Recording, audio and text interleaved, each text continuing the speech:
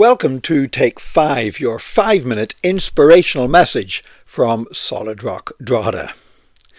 I think one thing we all notice around us today, living in most parts of the world and certainly in the Western world and here in Ireland, is the number of people now who are sporting tattoos.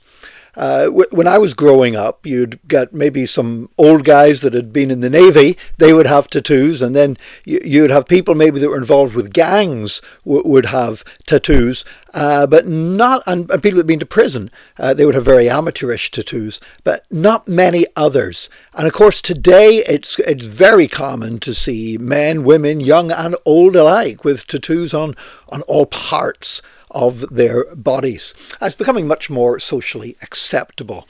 Now, there are some Christians who try to argue against tattoos and say that somehow it is ungodly by using a verse out of Leviticus. Now, I would just say that, to be honest, that to me is not a good use of the Bible at all. Because, first of all, the passage in Leviticus is speaking about peoples back in the time of the early Israelites who used markings on their bodies as a form of witchcraft to summon up the spirits of the dead. And to be honest, that's not what most people wearing tattoos today are doing at all. So that's a misapplication of that scripture. But there's a more fundamental reason why we shouldn't just use that scripture to say tattoos are bad for a Christian, because we don't observe everything else that's in the book of Leviticus. Many things in the book of Leviticus were laws for the Jews in the Old Testament and are now fulfilled in Jesus Christ. They don't apply to us today.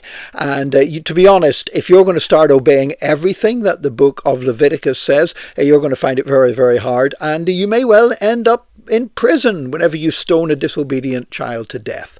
So we need to be very careful about taking a verse out of Leviticus. You know, if something's in Leviticus and then that is repeated in the New Testament, something that Christians should do and avoid, then great. That's still something we need to take on board today. But you can't just speak against a practice just with a verse from Leviticus and no other biblical support for it. Having said that, I've never had any tattoos before I came to Christ. It wasn't I had any moral objection to them or anything like that. I just, to be honest, I spent all my money on alcohol, and it seemed a waste of money to spend good drinking money on getting tattoos.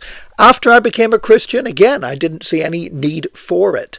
To be honest, I don't want people to be looking at tattoos on my body rather than listening to what I'm saying to them about the gospel of Jesus Christ. And if it's a potential distraction, I would rather not bother with it, just as that's my own personal choice. Other people have different choices. I'm grand with that. I'm cool with that. Sometimes tattoos are so prominent and so numerous that they become the defining characteristic of somebody. I remember once I was talking with somebody about an evangelist who was quite popular at the time, a number of years ago, and they said, "Oh, you mean the man with the tattoos?"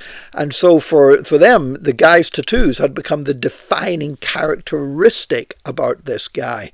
And I guess that's where I want to move beyond physical tattoos and talk more about things that have marked our lives, maybe in non-physical ways. Because all of our lives have been marked by events, marked by tragedies, by hurts. It could be stuff that happened way back in our childhood, or it could be stuff that's happened more recently.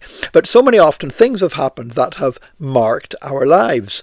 And in a sense, you know, we say, oh, you got to move on from that. But there is a sense that these things stay with you forever. Jacob wrestled with God. His leg was put out of joint, and we're told he walked with a limp for the rest of his life. So we have things that leave a mark on our lives.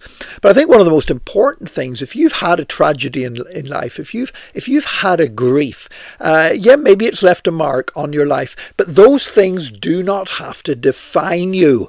Just as when my friend spoke about, oh, you mean the man with all the tattoos, that was what was seen as defining who he was, the marks that he had, his tattoos. In the same way, the marks that you carry in your life, the non-physical marks, the emotional marks that really have left a mark on your life, they do not need to define who you are. However, those times when God has touched us and that's left a mark on our lives, well, they're the things that can define us. So where God has touched us, That's good for defining who we are now moving forward in the future, because our relationship with God is the most important thing in our lives.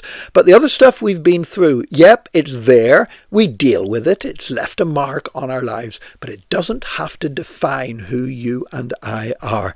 Let's bear that in mind as we live our life for Jesus Christ. God bless you today, and join us again tomorrow for another Take 5, your 5-minute inspirational message from Solid Rock Drogheda.